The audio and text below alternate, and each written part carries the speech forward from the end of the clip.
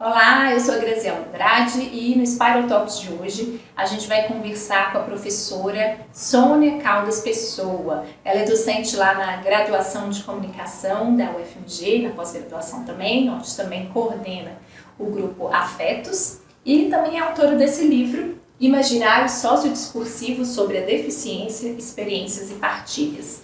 Na nossa conversa, a gente falou um pouco sobre a noção de afeto, dentro desse contexto da pesquisa, um pouco desse movimento de como a gente traz as experiências pessoais e compartilha isso de modo que elas sejam socializadas e façam parte de uma contribuição acadêmica para a sociedade, para as discussões da sociedade, da nossa cultura. E a gente falou também sobre deficiência, inclusão, capacitismo. Vale a pena conferir essa entrevista. Mas o que é trabalhar a noção de afeto dentro do contexto de uma pesquisa, né? Uhum. E como que isso se relaciona com a questão da deficiência também? Quando a gente fala sobre afetos, a primeira ideia que vem à cabeça de qualquer pessoa é de um sentimento bom, é de uma emoção, é de algo que geralmente é associado ao carinho, que diz de algo que seja afetivo no campo do amor, no campo do cuidado. Mas na perspectiva da pesquisa, nós trabalhamos com a ideia da filosofia dos afetos. E para isso a gente faz um recuo no tempo. Nós vamos lá no filósofo Spinoza, que viveu no século XVII e que trouxe para a gente uma perspectiva de pensar afetos como processos de afetação. O que isso significa? Como é que o nosso corpo está no mundo? O que nos move? O que nos paralisa? Como é que essas sensações que nós temos diante das coisas, das pessoas, das situações, dos problemas sociais, tudo isso compõe um universo que literalmente afeta o nosso corpo, o nosso modo de pensar, o nosso modo de agir. E é importante a gente pensar também que os afetos, eles não necessariamente são positivos. Às vezes, eles são negativos e eles podem nos trazer momentos de muita inquietação. Quando nós nos deparamos com uma cena, por exemplo, no noticiário, na internet, que nos impacta, né? Então, pensar em afetos é também pensar no impacto da nossa relação com o mundo, do impacto que as coisas do mundo provocam no nosso corpo. Então, às vezes, a gente pode ficar chocado, a gente pode ter repulsa, pode ter nojo, pode ter medo, e toda essa movimentação do processo de afetação nos faz reagir de algum modo.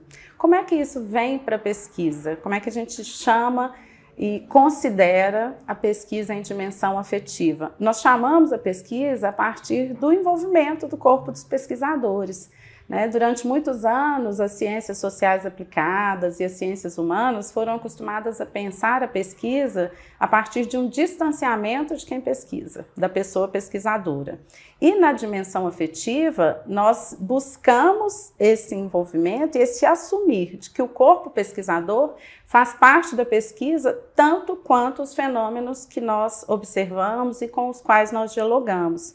Então, a pesquisa em dimensão afetiva, ela se propõe muito menos a analisar, a categorizar, a estabelecer o que nós chamamos de regras científicas para entender determinados fenômenos e muito mais a dialogar com esses fenômenos, entender as problemáticas sociais, o modo como nós pesquisadores reagimos, o modo como as pessoas que estão envolvidas nessas problemáticas reagem, ou seja, como elas são afetadas por tudo isso.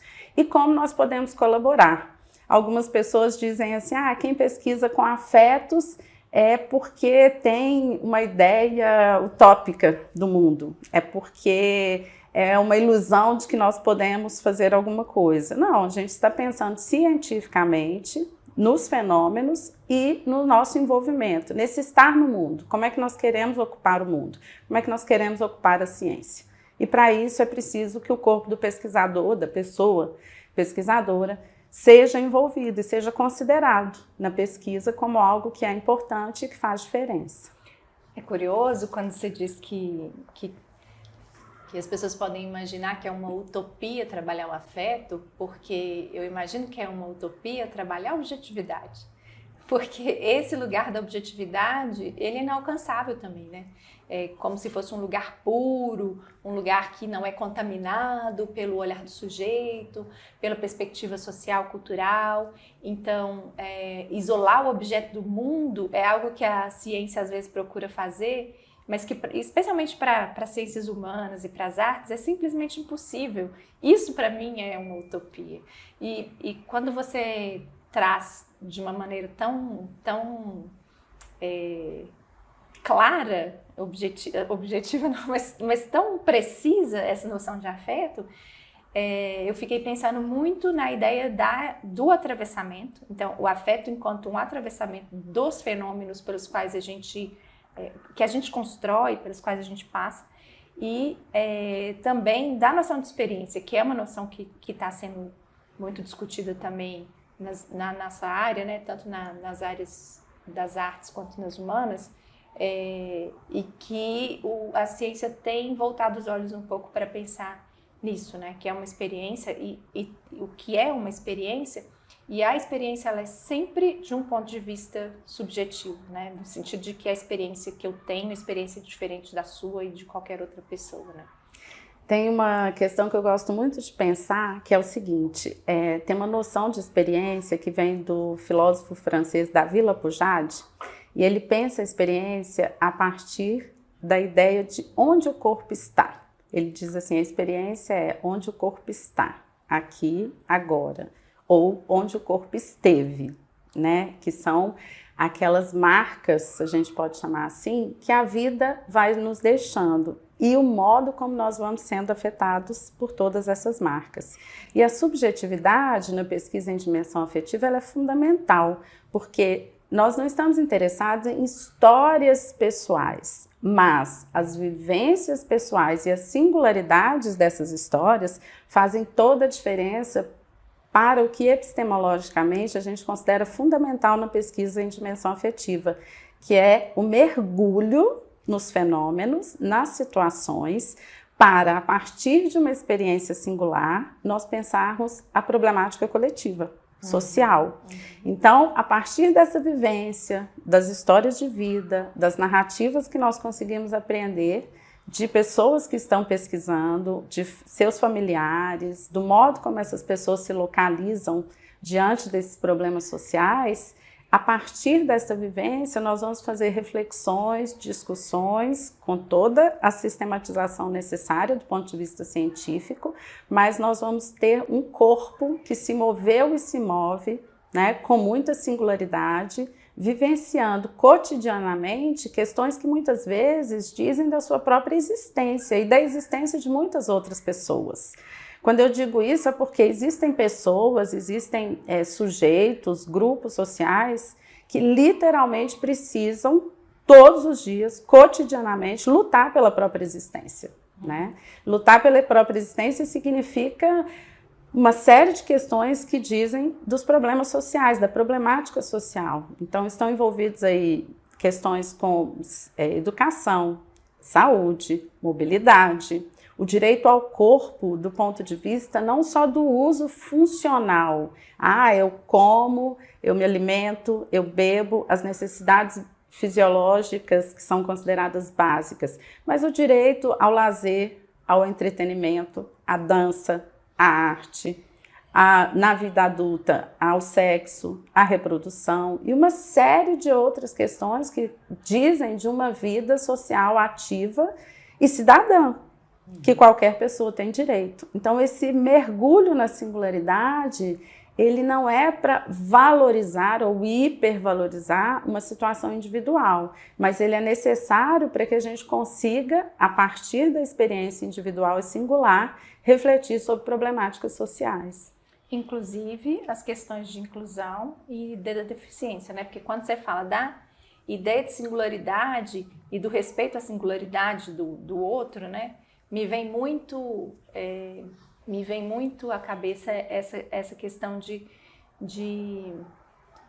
de como que eu olho para o outro e como que eu olho para o outro a partir das suas possibilidades, das suas experiências, dos seus afetos e do seu modo de estar no mundo. E que esse modo de agir cientificamente talvez seja uma maneira de contribuir, de sensibilizar e de valorizar essas singularidades dentro de uma ideia de coletivo. Me veio muito a questão da inclusão na educação, por exemplo, a partir da sua fala. Eu sempre penso no tripé que a universidade pública nos apresenta, né, como grande desafio assim, do nosso trabalho, como professoras, pesquisadoras, e eu não consigo dissociar ensino, pesquisa e extensão. E eu chamo esse tripé aqui para a nossa discussão porque a pesquisa, o ensino e a extensão, ou seja, o modo como nós atuamos em sala de aula, o modo como nós pesquisamos e o modo como nós devolvemos isso para a sociedade por meio dos projetos de extensão, é o modo que a gente percebe a vida. Não há como dissociar a vida. Então, não há como pensar em educação inclusiva dissociando um indivíduo ou alguns indivíduos que tenham deficiência do todo. E dissociando os que não têm deficiência daqueles que têm. A gente só consegue pensar a educação inclusiva, né? E toda educação deveria ser inclusiva, né? Eu sonho com um mundo em que um dia a gente não vai precisar dizer educação inclusiva, que a gente vai simplesmente dizer educação, né? Em que essas singularidades, ao serem respeitadas, elas promovem essa articulação, essa indissociação entre os indivíduos. Mas isso é um sonho que não é para ser só sonhado, né? Não é na perspectiva onírica, pensando aí no Ailton Krenak, é na perspectiva da realização, né? Do respeito aos problemas do mundo e no nosso modo de agir. E o modo de agir para a educação inclusiva precisa considerar cotidianamente, né? Sem nenhum tipo de separação, nenhum tipo de marginalização ou de exclusão, qualquer criança, qualquer adulto que esteja na universidade e que precise de algum tipo de atenção para atendimento de suas necessidades específicas, sejam elas quais forem, sensoriais, de cognição, de locomoção, de mobilidade, e só percebendo e admitindo que a singularidade é importante e deve ser considerada, é que a gente dá o próximo passo. Se a gente não considera essa importância, a gente simplesmente está jogando todo mundo como se fosse uma massa, né? Como se todos fossem iguais. E nós, sim, defendemos a igualdade, mas não a igualdade para planificar e fingirmos que todos são iguais em suas presenças no mundo, mas devem ser iguais em direitos. Mas precisam ter as suas singularidades respeitadas para que sejam incentivados, estimulados, recebam, né, os atendimentos e as perspectivas que são necessárias para o crescimento de cada criança ou de cada adulto na escola e consigam ter a melhor experiência. Aí a gente retorna à experiência, a melhor experiência daquele corpo no seu local de estudo, de educação. Afetando também o outro, né?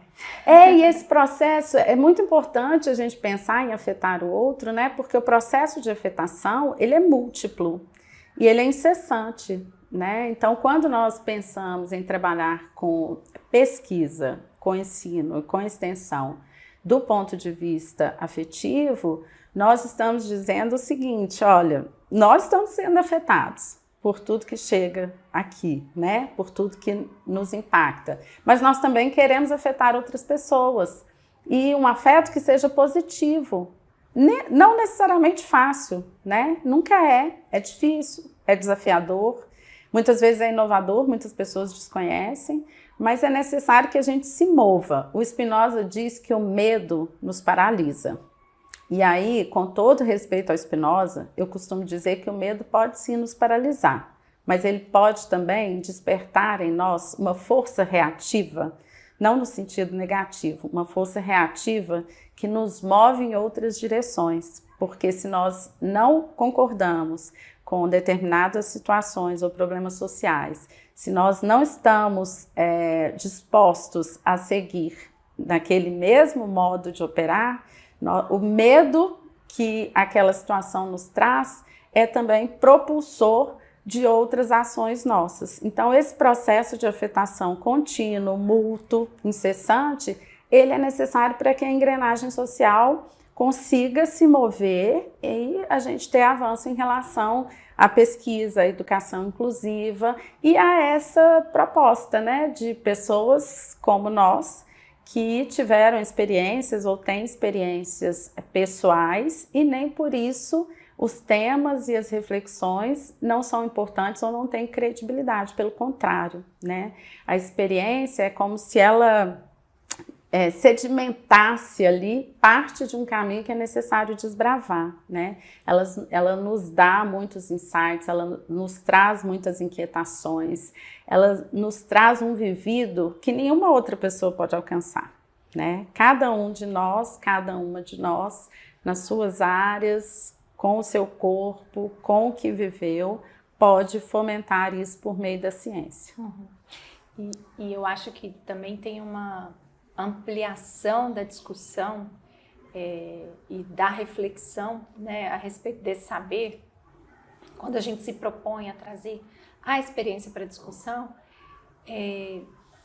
mostrando que a questão, muitas vezes, pelo menos dentro da nossa cultura, né, a questão da deficiência, por exemplo, que é uma questão que nos toca, ela parece dizer respeito à família, né? Quando tem um acontecimento, né? Quando uma pessoa deficiente faz parte de uma família, é como se a família precisasse se mobilizar e resolver as questões que muitas vezes são resolver os problemas, né, da pessoa com deficiência. E essa não é uma questão da família. E por isso essa noção de afeto para mim me parece muito potente, né? Essa é uma questão da sociedade, essa é uma questão muito mais ampla e que a gente engatinha nisso no Brasil, porque as pessoas não sabem falar sobre deficiência, às vezes elas não sabem nem que nomenclatura usar, porque isso também é uma discussão que ainda bem que está sendo feita, e eu vejo experiências de crianças que são experiências de uma geração que vive a escola inclusiva e que são muito diferentes das experiências que nós tivemos na nossa formação e que não tivemos a possibilidade de conviver com as pessoas com deficiência e que hoje nos faz falta, né? Quando você chega para lidar com essa questão, é como se você não tivesse o ferramental básico, assim, você não tivesse uma formação mesmo, uma educação mesmo voltada para essas questões. E que a educação inclusiva com esses afetos e experiências ela traz, né, assim, eu espero, né, para essa nova geração. Então é uma forma de ampliar essa discussão. É um grande engano, né, pensar que as questões da deficiência dizem respeito à própria pessoa, quando ela é adulta, ou à família, no caso das crianças, né? A deficiência, na perspectiva biopsicossocial, ela é uma questão social, como o próprio nome diz, né? Ela é de todos nós. Embora, em alguns momentos, a gente só abra os olhos ou desperte um olhar mais hospitaleiro para essas questões quando está próximo de nós, né? E eu vejo isso muito no Afetos, no grupo de pesquisa em comunicação, acessibilidade e vulnerabilidades, que a gente mantém na UFMG, no Departamento de Comunicação Social. Muitos dos pós-graduandos ou de estudantes de iniciação científica que chegam, eles nunca tinham convivido com uma pessoa com deficiência, né? E não tiveram colegas com deficiência. As crianças hoje na escola que recebem os colegas de educação básica, infantil, já têm uma sorte no sentido de que essa convivência é muito poderosa, é muito potente. É ela que nos diz da importância da diferença, da diversidade. E muitas das crianças sem deficiência já deram depoimentos, relatos em suas próprias famílias de como é importante essa convivência, né? Eu conheço vários casos sobre isso. E a gente percebe isso na universidade. Mas por que se pensa, né, que o problema é da pessoa? O problema, veja, essa já é uma palavra complicadíssima, né? Então, assim, por que se faz referência às questões da deficiência como algo individual? Porque durante muitos anos, historicamente, né, não só no Brasil, mas em diversos países do mundo, ao longo da história da humanidade, as pessoas com deficiência realmente foram tratadas como um problema. Elas eram tratadas como alguém que impedia a família de sair de casa. Muitas vezes elas foram trancadas em casa, não foram levadas à escola. Elas foram consideradas pessoas inválidas, pessoas que seriam incapazes de acessar a educação, o trabalho. E foi preciso todo um movimento mundial mesmo de mobilização e prioritariamente mobilização das próprias pessoas com deficiência para que essa visão fosse sendo mudada. Já avançamos muito, mas ainda é muito presente a ideia estrutural do capacitismo. Para mim, o capacitismo está para a sociedade no mesmo patamar que o racismo, né? Os dois são tipificados pela lei e é importante que se saiba que a gente está falando também de uma questão legal. Mas, sobretudo, nós estamos falando de uma questão que afeta socialmente as pessoas com deficiência e as pessoas do entorno, né, das famílias em situação de deficiência. Porque nós sabemos que o capacitismo ele se dá de vários modos. Então, nós temos o olhar pejorativo, o olhar de julgamento, o discurso com a utilização de palavras que são ofensivas, piadas de mau gosto, né? Temos várias ações que muitas vezes deixam de fora as pessoas com deficiência sob o pretexto de que elas não conseguiriam realizar determinada atividade. Nós temos a exclusão das escolas, né? Eu fui mãe de uma criança, sou mãe, né? A gente não usa o ser mãe no passado, né? Eu sou mãe de uma criança que morreu aos 9 anos e meio e tinha hidrocefalia. E teve várias sequelas da hidrocefalia e das cirurgias que fez para a retirada de um tumor benigno no cérebro. E eu não me esqueço, né, de quantas vezes, ao sair com o Pedro, as pessoas olhavam para a cicatriz que ele tinha na cabeça, que era muito grande, né? Porque foi preciso abrir o cérebro para a retirada do tumor. E já houve pessoas que diziam assim, nossa, você deixou ele cair da cômoda, como uma espécie de culpabilização, né? E eu já ouvi várias histórias de mães com deficiência, que é o que você fez de errado na gravidez? Qual foi o seu problema? Por que você não se cuidou? Por que você não tomou providências para evitar que isso acontecesse? E nenhuma mãe é culpada por nada que aconteça ao seu filho em relação à deficiência. Se aquilo aconteceu, o que é o papel da mãe? Né? Ultrapassar essa barreira social que é impelida a ela, é colocada a ela, e agir numa tendência que é se prover de recursos para o melhor para as suas crianças e para os seus filhos. E aí você fala assim, mas o que isso tem de capacitismo? Tem de capacitismo de pensar que a situação da deficiência é individual. E se é individual, é culpa de alguém. E se é culpa de alguém, não é uma questão social que deve ser tratada. E se não deve ser tratada socialmente, então não tem lugar na sociedade para as pessoas com deficiência. É uma discussão muito complexa, que traz transtornos mesmo para a vida das pessoas com deficiência e de suas famílias. E nós só vamos combater essas questões se não tiver tabu para falar sobre deficiência, né? Se não houver constrangimentos para falar sobre a deficiência. Não é um caminho fácil, inclusive para as próprias pessoas com deficiência. Muitas vezes nós recebemos na universidade pessoas já adultas que estão na graduação ou na pós-graduação e que ficam constrangidas de exigir seus direitos porque às vezes não querem manifestar, às vezes a deficiência não é visível, né? E não querem manifestar que tem deficiência. Muitas vezes, quando alguém vai fazer uma abordagem, aí talvez não seja o melhor tipo de abordagem, ou talvez esteja preparado para fazer, mas para aquela pessoa houve um melindre, algo que não funcionou. E é sempre um terreno em que a gente precisa ter, aí sim, uma perspectiva afetiva do ponto de vista da sensibilidade de pensar como o outro vai ser afetado pelaquela nossa ação, né?